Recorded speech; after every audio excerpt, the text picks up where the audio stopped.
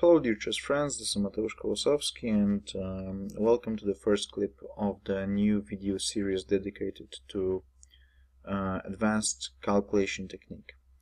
As you know from the introduction, the first chapter is going to be dedicated to calculation of long lines, so we're basically going to focus on lines which not necessarily involve this sort of complex calculation because of the huge number of continuation that you need to consider on each and every move. So there's not going to be many branches in our calculation. The lines are just going to be pretty much straightforward. And also, I should perhaps make a little disclaimer. Comparing to the previous course, this one is a bit comparing to the previous course that I prepared, which discussed typical tactical motifs, the most basic tactical patterns.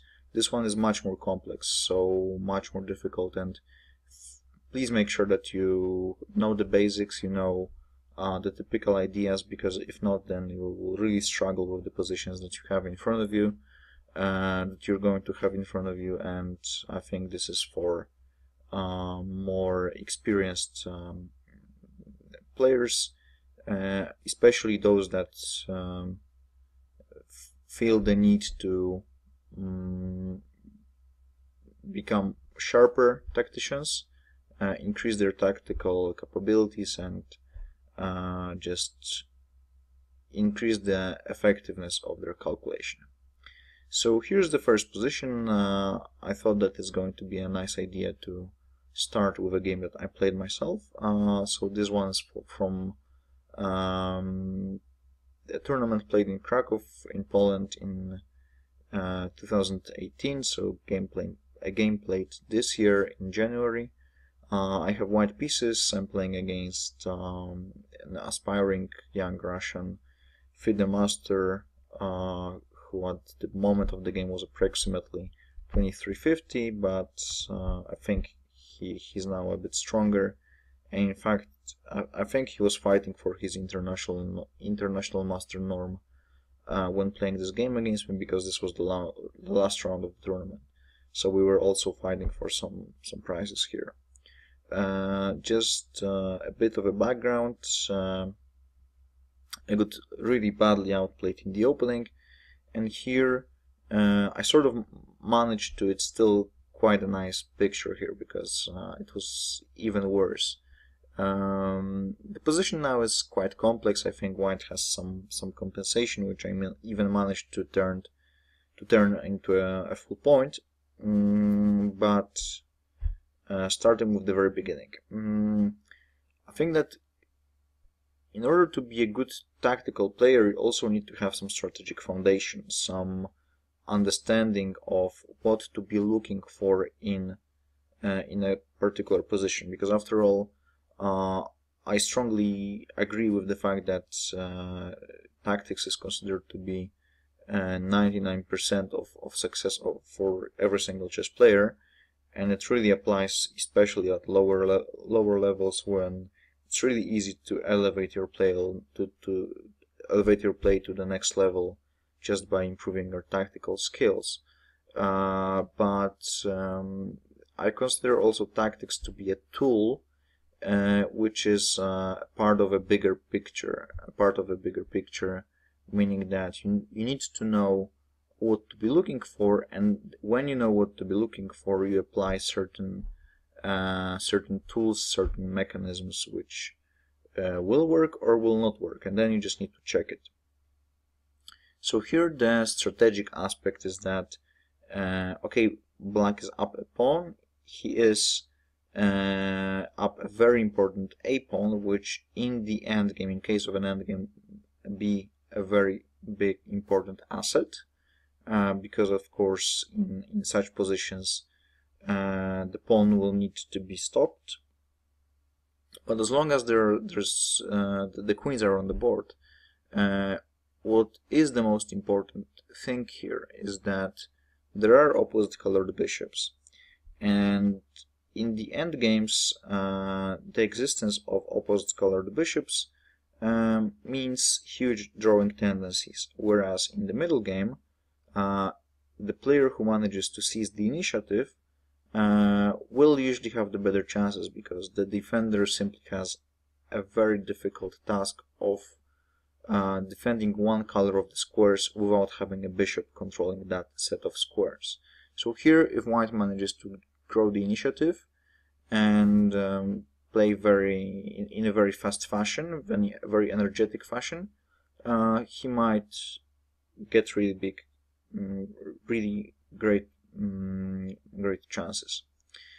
So in this position, white is to move, and we have a couple of options. Obviously, the pawn on f7 is pinned. There is a nice bishop on a2, preventing further movement of the pawn on a, and just hitting the pawn on f7, additionally creating the pin so the pawn on g6 cannot really move. So we have a couple of options. We have, since we need to take over the initiative, then we need to attack, create threats. So the most obvious threat is to attack the pawn on g6, because it simply lacks protection, and that's how you pretty much start your calculation here. You define your goal and you just try to find a mechanism to make it work. And since there is a couple of options, in fact 3, queen g5, queen g4 and queen h6, we need to eliminate or find the move that we want to make. So we either eliminate moves that we don't want to make because we know they're bad, and this is going to be covered in the 3rd chapter, or we try to just work our way to find the best continuation without eliminating clearly bad ideas. So here, based on differences between each and every move, it's quite easy to understand what's going on and what needs to be played. First of all, if white plays queen g4 and queen g5, so for example, if queen g5 is played, then black just goes king g7. And on f4 there's going to be bishop f6, black is just going to be very comfortable. Or maybe even queen e3. This also looks quite acceptable for black.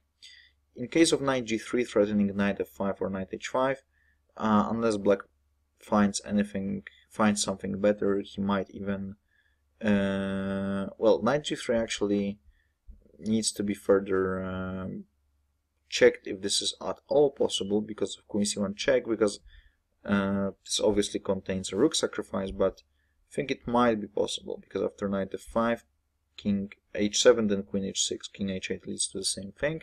So king g8 is the only move, and after knight e7, well, king h7 seems to be winning the material, right? So queen h4, king g7, nice triangulation maneuver. But here we have knight f5 check, so maybe this is actually draw, or maybe not. No, this is not draw. So this sort of calculation needs to be done if you want to play knight g3, but all in all it's quite clear that queen g5 is not the move. Same applies to queen g4. Maybe there is you can make an argument for playing queen g4, not queen g5, that after king g7, in case of f4 there's not going to be bishop f6 with tempo, but after f4 black can still potentially play queen e3 and sort of consolidate, hitting the pawn on e4, hitting the rook on d2. I don't believe white has enough here. So the move that obviously comes to mind as the best one is queen h6. After queen h6, black needs to make a bold decision. So there is either going to be bishop g7 or d5. And here it's all about evaluating the chances. It's not really about calculation itself. It's more about thinking what is going to be the better choices in long run. So what do we see after bishop g7? Obviously there's going to be queen g6. And this actually starts to look quite dangerous for black. Especially that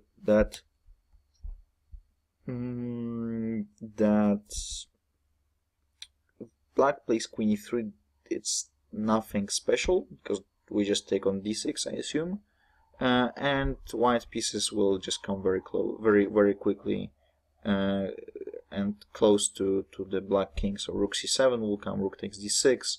I can easily imagine knight g3, knight f5, even involving rook sacrifice. Knight f4, knight h5 also comes to mind. So pretty much the only move here would be queen takes a2, and now we see that after queen g7, king g7, rook takes a2, the position changed its character dramatically. As I said before, the pawn on a provides black with great chances, but at the same time white has less pawn islands than black. The pawn on d6 might be a weakness, so potentially it's not going to be that bad for white. I assume this should be draw, and quite comfortably white should achieve that result. So in fact black either goes for a draw after queen takes g6 or just plays d5 with sharp mutual play, and that's exactly what my opponent opted for. And such decisions are usually difficult to make. I mean, to go for a draw if you had a pawn up position and you were dominating. I think in this particular case his decision was sort of easy, because if I'm not mistaken he had to win the game to get his international title norm, sorry. And obviously if he just played queen takes a2, queen g7, that's if it's not the forced draw, then it's really close to be totally equal. So he played d5, and now we have a very interesting position. Well, to start with, we just d5 breaks the connection between the bishop on a2 and the pawn on f7, so we need to escape with our queen. So queen g5, that seems to be the most obvious move, because now queen e3 is prevented, so the queen not only attacks the bishop on g7, hits the pawn on d5, but also prevents any sort of activity from black. So I think this is actually very natural. Black could be interested in playing a move like d takes e4, but this is also very double-sided. And in fact, after d takes e4, I think it could be possible to play moves other than f takes e4, although f takes e4 is just totally playable, because this can be followed up by with knight g3 and then knight f5. So for demonstration purposes, let me just maybe make a move which is not necessarily the best, so something like rook b8, rook b8. The knight g3 surprisingly might be not actually. Rook here is not a good example. Rook a8, that would be something bad. So then knight g3, queen c1, knight f5, queen c3 is about the only moves. And then knight e7 might be surprisingly tricky, because after king h7, something like queen f5, the king has to go forward, because after king h6 there is, sorry, not this, there is queen h5, leading to checkmate. And if black goes king h6, then well, the attack conducts itself, and it transpires that black actually loses. My apologies. So basically opening this diagonal is not good for black, and that's why my opponent came up with an idea to neutralize my bishop by playing knight c4. And I think strategically this is just a brilliant pawn sacrifice, because if I decide to take on c4, d takes c4, knight g3 is not a move, and as usual in my courses I strongly encourage you to be as active as you can, and even though you cannot directly talk to me, and just ask questions and give your own lines and suggest moves. Just as a method of self-training, I encourage you to take some time and just try to calculate the positions you have in front of you. Even after each and every move, you can just pause the video, think before I make the move on the board, think, okay, what would I do if I was given this position? I think it's perfect training method. So here knight g3 doesn't work, and feel free to calculate it. To make this video fit within reasonable time limits, I'm just going to tell you that it doesn't work because of queen takes c1, and after knight f5, queen takes d2, rook b2 wins on spot. Maybe there are other options to defend, but I think this is the cleanest.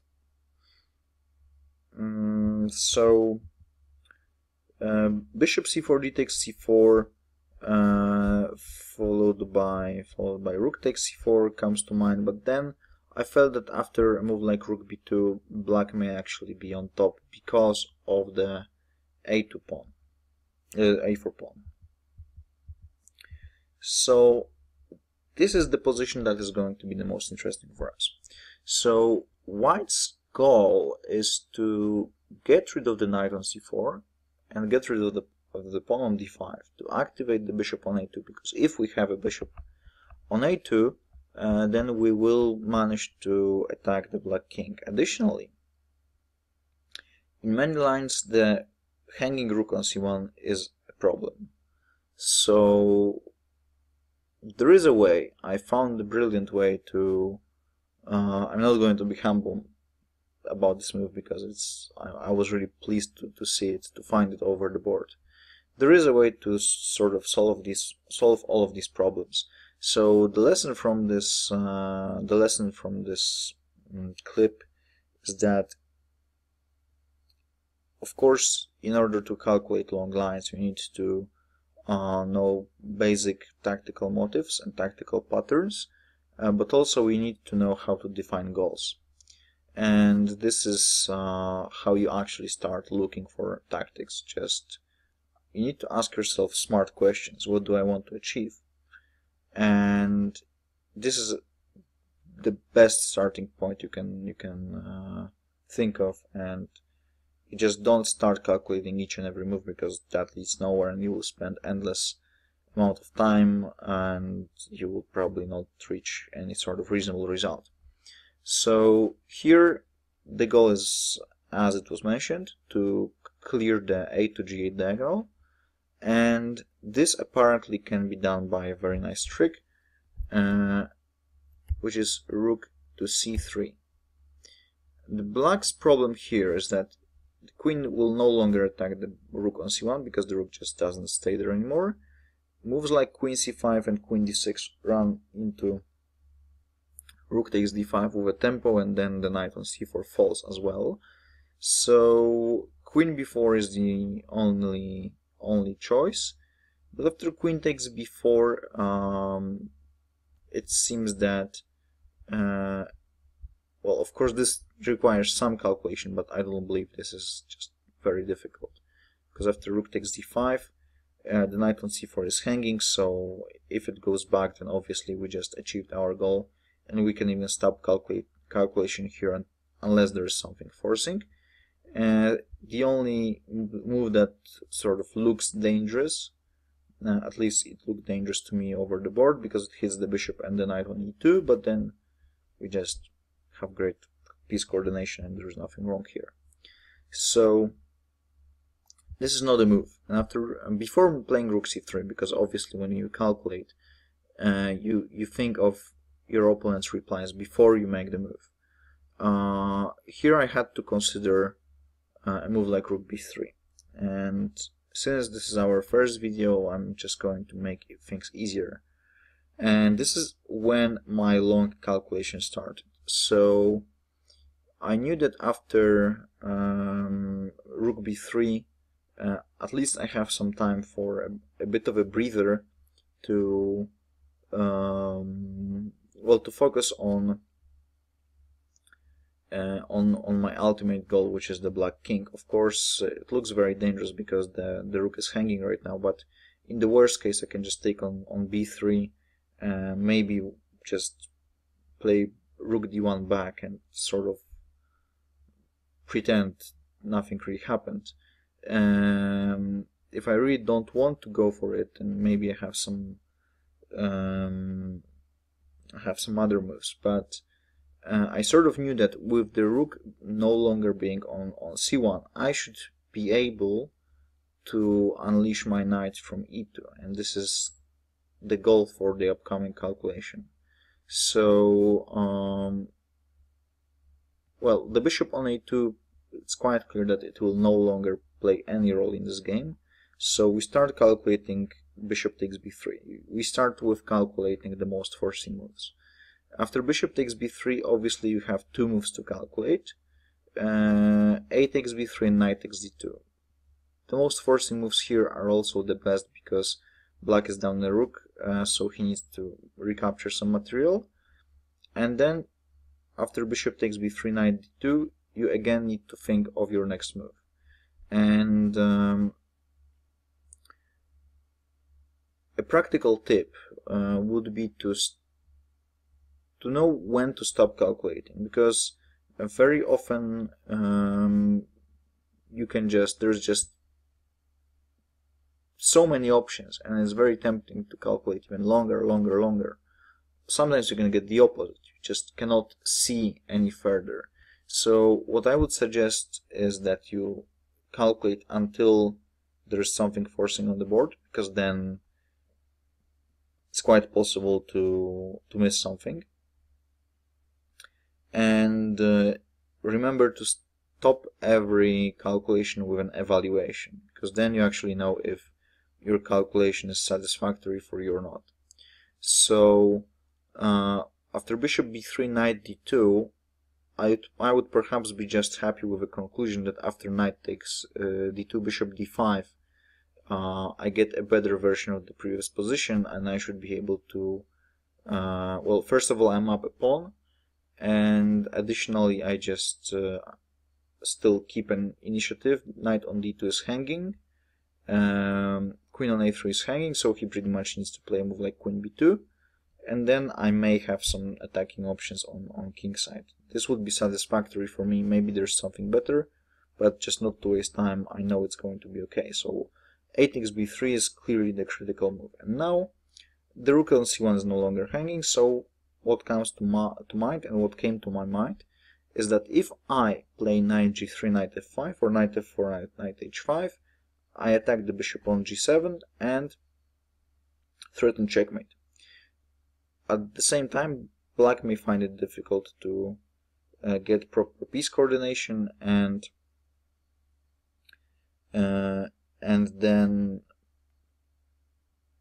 well, he will just face a very difficult defensive task.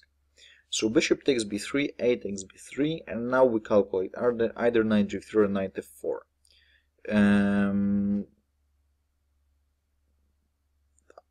I always consider knight g3 here to be a more flexible option, so that seems to be more logical, because from g3 you can go to h5 and f5, and from f4 you can only go to h5, so it looks like knight f4 will never be the better move. So this very easy comparison just leaves you with one move, so knight g3, and then you just realize that it's actually quite tricky for black to get back on time with protecting the bishop on g7, because f6 will always run into queen takes d5. So let me just quickly show it to you. Take, knight d4 is actually the move that I made, but knight g3, let's start with this. So knight g3 is f6, then there is queen d5 check, and we lose. So here, if we want the calculation to be done properly, we need to start calculating here, because in the game you will not see the position until you make moves on the board. So bishop b3, a takes b3 is what we had. Knight g3 then, and after knight g3 it's possible to play queen a1, queen a6 to get on time to protect the bishop. and after queen a6, knight f5, we may assume that black is just going to play queen f6.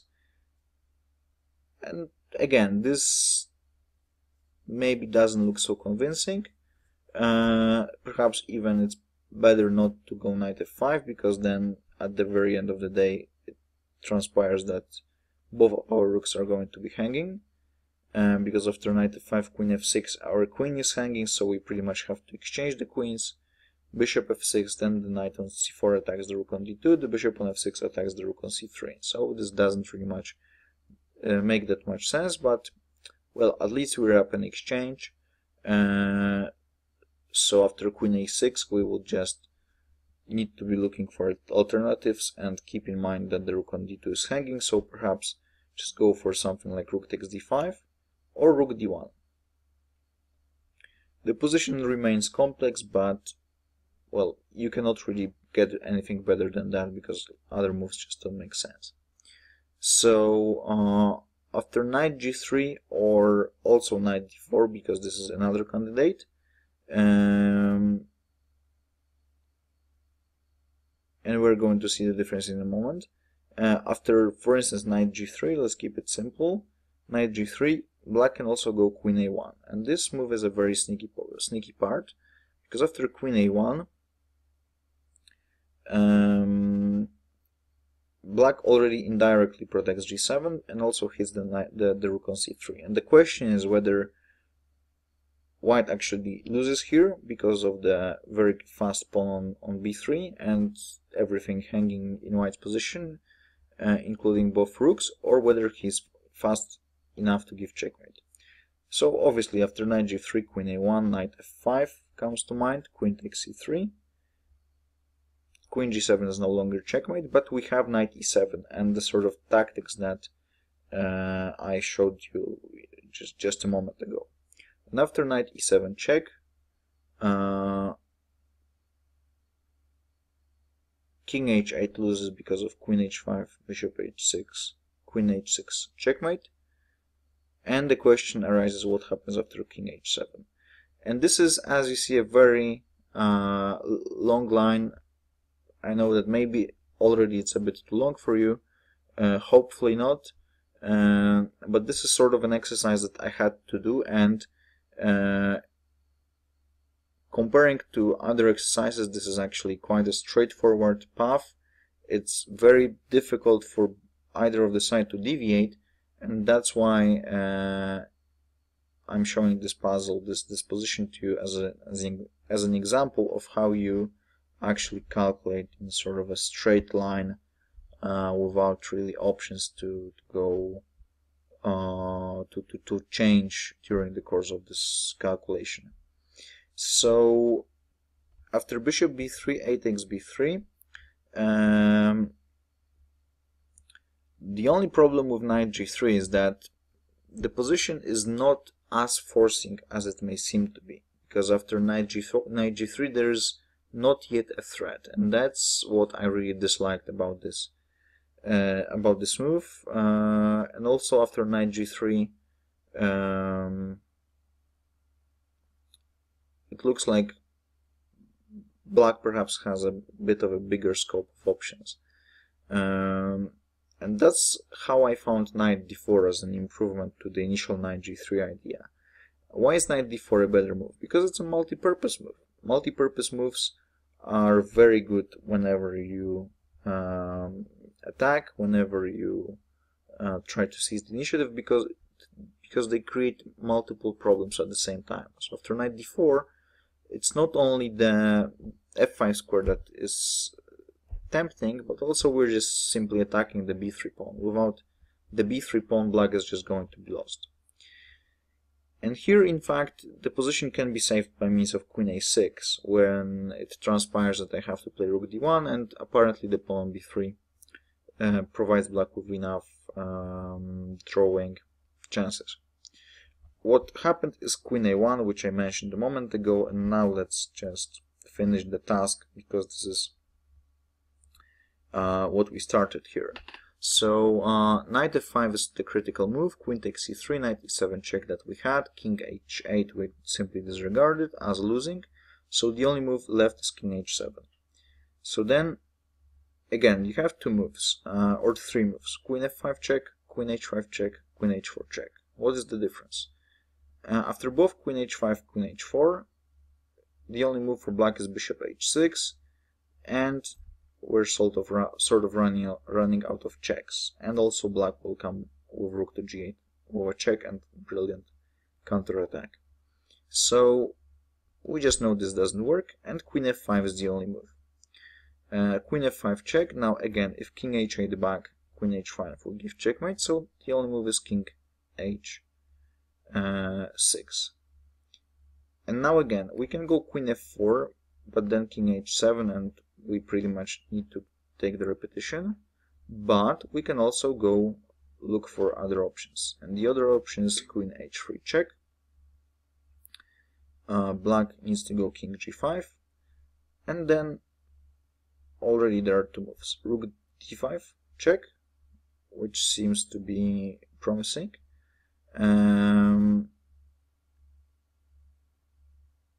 Let's maybe put this on the board already.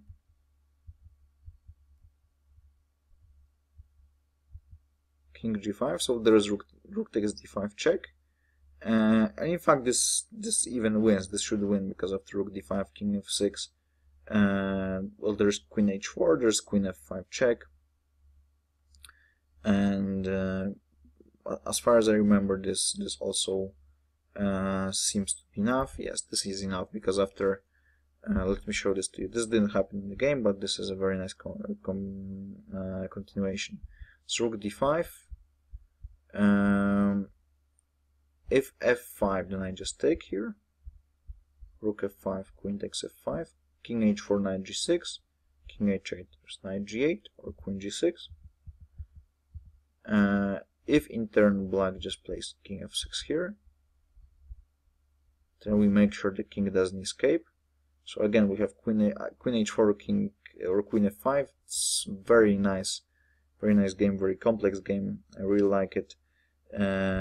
There's queen f5, king e7, and now we just need to finish the king. And now we get back to the lone mower, the classical lone mower idea. King f6, queen c6. The king has to go back to e7, and there's this nice queen c8 checkmate. So the king came from g8 to e8.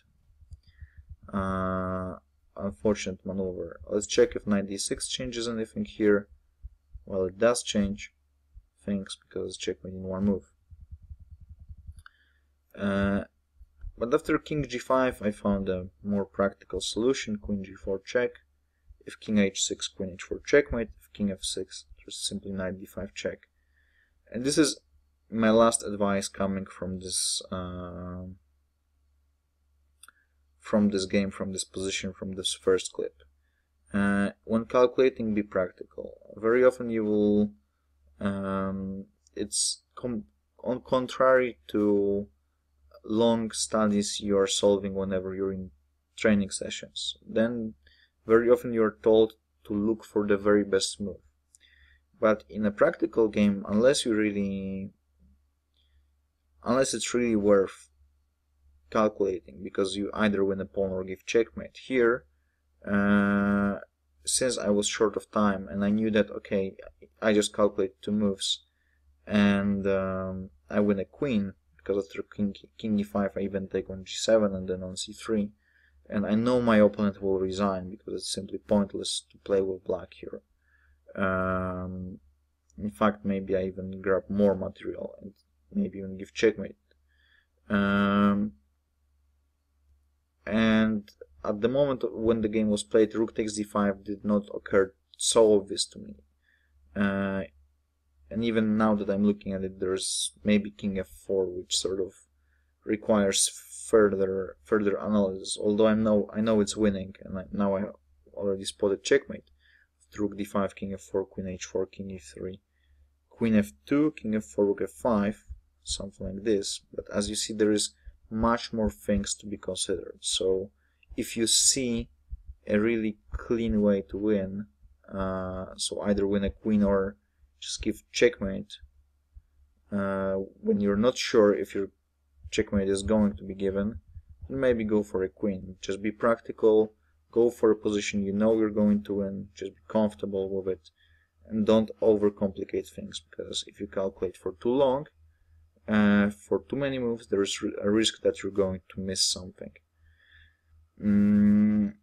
So just as a sort of a little recap, because I know that I've been mentioning many things and this is a bit longish for a first video.